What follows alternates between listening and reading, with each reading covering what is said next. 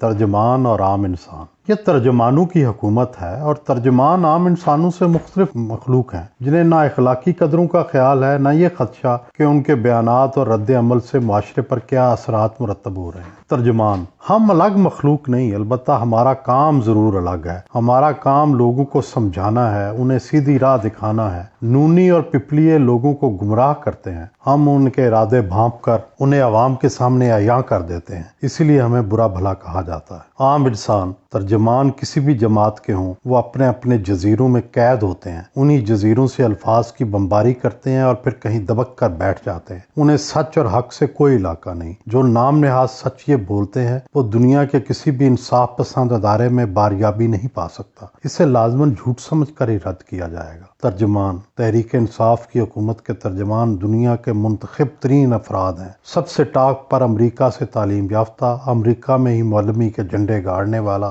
شہباز گل ہے، جو اپنی شائستگی، راست بازی اور خوش کلامی کے ریکارڈ توڑ چکا ہے۔ اس کے منہ سے ہمیشہ اپنوں اور پرایوں دونوں کے لیے پھول جھڑتے ہیں۔ ان کے مد مقابل کوئی آ سکتا ہے تو لائیں۔ عام انسان: نہیں، واقعی ان کے مقابلے کا ترجمان اس تضادستان میں تو کوئی ایک بھی نہیں۔ وہ جب نشانے مارتے ہیں تو 2-4 گولیاں راستے میں کھڑے راہگیروں کو بھی مار جاتے ہیں، تاکہ سند رہے کہ اس علاقے میں انہوں نے گولہ باری کی تھی۔ ترجمان نون لیگ کے ہوں یا تحریک انصاف کے، سبھی منہ پھٹ ہے، اور جب وقت امتحان آتا ہے تو پھر یہ اسحاق ڈار بن جاتے ہیں۔ کل کو شہباز گل ہارٹ ٹاک یا کیپٹل ٹاک میں آئے تو ان کے لیے بات کرنا بھی مشکل ہو جائے گا۔ ترجمان: دیکھیں جی، ہم ملک میں دودھ اور شہد کی نہریں تو نہیں بہا سکے، لیکن ٹیکسٹائل، کنسٹرکشن اور کئی دوسرے شعبوں میں اس قدر تیزی لے آئے ہیں کہ یہ رجحان چلتا رہا تو اگلے 1 سال میں ہر طرف لہریں بہریں ہو جائیں گی۔ والٹن کمرشل پروجیکٹ، ریور راجی پروجیکٹ اور بنڈل آئی لینڈ بن گئے تو ملک کی تقدیر بدل جائے گی۔ عام انسان: یہ پروجیکٹ تو بنتے بنتے بنیں گے، ویسے یہ سب تو ملک ریاض کے آئیڈیاز ہیں،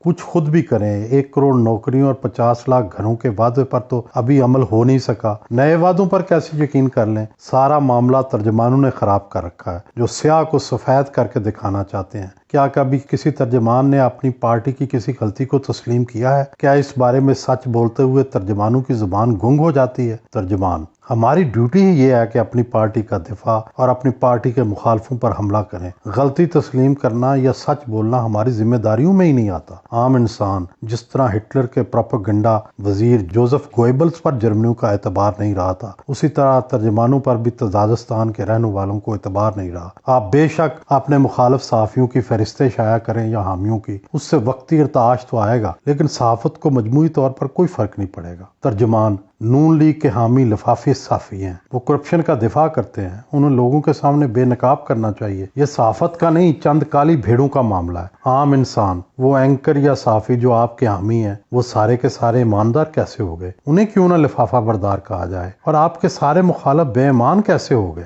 اس حوالے سے آپ اندھی اور بہری دلیلیں دیتے ہیں۔ جب وقت پلٹے گا، جو کہ پلٹ کے رہنا ہے، تو پھر یہی الزامات آپ کے گلے پڑیں گے۔ ترجمان: کل کو ہم جھوٹے پڑیں گے تو پارٹی ترجمان بدل دے گی، چہرے بدلیں گے تو ماحول بدل جائے گا۔ آپ جو بھی کہیں، آج تک کی صورتحال تو یہ ہے کہ ہم نے صحافیوں اور اینکروں کو آگے لگایا ہوا ہے، ان کی ٹرولنگ کرتے ہیں، ان کے خلاف ٹرینڈ بناتے ہیں، ان کا پورا پیچھا کرتے ہیں۔ کون صحافی ہے جو ہمارا مقابلہ کر سکے؟ ہم نے ہر ایک کو سبق سکھا کے چھوڑا ہے۔ عام انسان: آپ کو نہ صحافتی اقدار کا خیال ہے، نہ معاشرتی رویوں کا لحاظ، جس کو جب چاہتے ہیں بے عزت کر دیتے ہیں۔ نہ آپ کو ماضی کا علم ہے، نہ آپ کو حال کا، لیکن خود کو عالم فاضل سمجھتے ہیں۔ آپ کی یادداشت 2018 سے پہلے کی ہے ہی نہیں، نہ آپ کو صحافت اور صحافیوں کے پس منظر اور تاریخ سے آگئی ہے۔ کون کس ساکھ سے گزر کر رزم گاہ صحافت میں آیا ہے، آپ اس سے مکمل لا علم ہے، لیکن بڑبولا ہونے کے ناطے آپ اپنی لا علمی کو بھی اپنا علم و فضل بنا کر پیش کرتے ہیں۔ ظاہر ہے کہ کسی نہ کسی دن تو مکمل سچ سامنے آ کر رہے گا۔ کسی حد تک لوگوں کو اب بھی سچ کا علم ہے، اسی لیے آپ کی معاشرے میں عزت نہیں ہے۔ ترجمان: عزت کا تعین کرنے والے آپ کون ہیں؟ اس ملک کو 70 سال سے لوٹا گیا ہے، سیاستدان، بیوروکریٹ اور صحافی سب اس لوٹ مار کا حصہ ہے۔ اب ہماری حکومت نے آ کر اس لوٹ مار کو لوگوں کے سامنے ظاہر کر دیا ہے۔ ہم نے ہر مافیا سے ٹکر لی ہے،